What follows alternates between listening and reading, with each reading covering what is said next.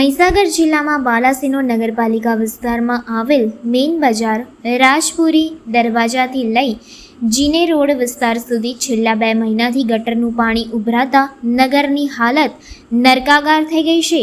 બાલાસિનોર નગરપાલિકામાં સ્થાનિક રહીશો દ્વારા અનેકવાર અરજીઓ આપવામાં આવી હોવા છતાં પણ ગટરના પાણીને રોકવા નગરપાલિકા નિષ્ફળ થઈ ગઈ છે, જેથી સમસ્યા વધુ વિકરાળ બની રહી છે. આ વિસ્તારમાં શાકભાજીની લારીઓ, Krishna hospital, Shanta surgical hospital તેમજ બળિયાદેવ મહારાજના મંદિર આવેલા છે, જેના કારણે દર્દીઓ તથા શ્રદ્ધાળુઓને ભારે મુશ્કેલીઓનો સામનો કરવો પડી રહ્યો છે.